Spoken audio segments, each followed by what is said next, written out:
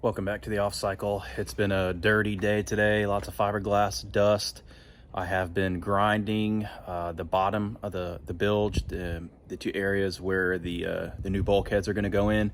So I have the areas where the new bulkheads are going to go in basically prepped. I've got glass laid in there that'll have to just be sanded and prepped for the new bulkhead to go in. Right now I have the front bulkhead, the bulkhead that goes in front of the fuel tank. I've got that cut out. I've got one side of it coated in thinned resin and then a layer of 1708 on that. That is setting up, and then I will go ahead and do the other side and glass the tops and the bottoms. And once that is done, it will get tabbed in forward of where the gas tank is, and then I will start working on the one behind the gas tank in the stern, which that one was the one that had the most grinding today. There was just all kinds of buildup around it. Took a lot. The gel coat, there's gel coat on the floor in the bilge behind it, where actually the bilge would be, where all the water would collect, and for the bilge pump to pump it out. But it was really thick, so it was a lot of grinding down the gel coat to get to fresh glass so I'd have fresh glass to tab into. But we'll flip around and I'll show you what I got. So this here is going to be the new bulkhead that sits in front of the tank. This is the stern facing side. If you have one of these boats and have seen, you know that the existing bulkhead comes down to the middle, and there's just a piece of PVC pipe. For any water in front of it, it just has to drain into this little, like maybe one and a half maybe inch piece of PVC. And that's the only way the moisture can get out. It runs underneath the tank.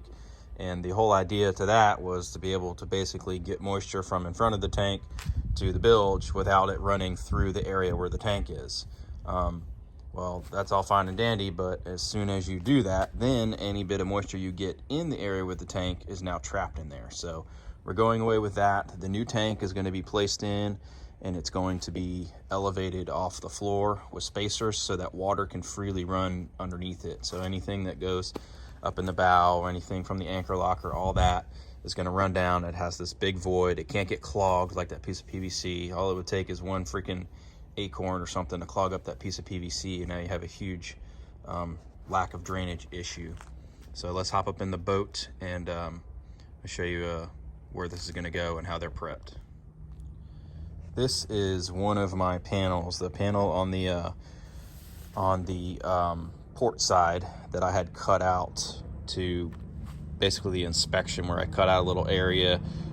This little reinforced area here is where the dive ladder sits. But basically, since I'm doing a poured transom, this is really not structural. This is 2 layers of 1708, and then the square is 2 additional layers in that area, just for the washers to sit on, give it a little bit of extra support. But rather than trying to go in the boat and hang up wet glass and get it strung across, like it's never going to work. It's not going to work that way. Or trying to make like a template, something to lay the glass against and then remove it. I basically just take the measurements and lay up a panel on my welding table on some trash bags, and it's nice and flat, and then I can work with this and tab this in to fill that void, or that shape that I had cut out on the inner skin of the transom. I have the same thing for the center part of the transom as well, just not as complex of a shape.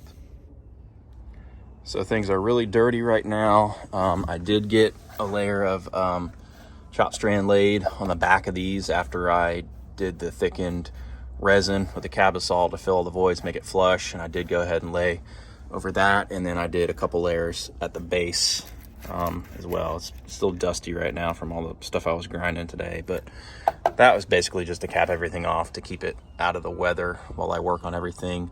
That one panel, laid up panel that I showed you can kind of see the shape here, goes over. So that's one we'll get put in here and then kind of tabbed in on all the seams, and that will be my new inner skin on the transom. And basically it's really not structural, it's just something to hold the liquid transom from coming out and keep everything encapsulated. And I have the same panel that will go on the inside as well. I'll hop down in the fuel tank area and This is what was being done today. I had cut this bulkhead out, but I hadn't cut it flush. I just cut it out with a Sawzall, and there was like 2 inches around. So I had to come back in with the grinder and get rid of the edge and do everything smooth. So then I can lay some 1708 in here, because this bulkhead, plywood bulkhead, was tied in to the stringer, wood to wood. These back here were not nearly as soft or rotted as the ones up front, so they were somewhat solid. But basically now the bulkhead's going to be going in here, but we'll be relying on the glass. That's where we're kind of thickening up. That's this 1708, and then it's going to get tabbed in, and there's going to be more layers of 1708 here. There's multiple layers in the middle, and then one big wide layer over the top. It's kind of building up the void, as well as I had to build up the areas down here where the plywood was sitting lower, and then you had all this fill, all this like thickened resin that they filled up to, which I'm really not a fan of, but I got as much of that smoothed out as I can. This is still setting up, then it will get sanded smooth.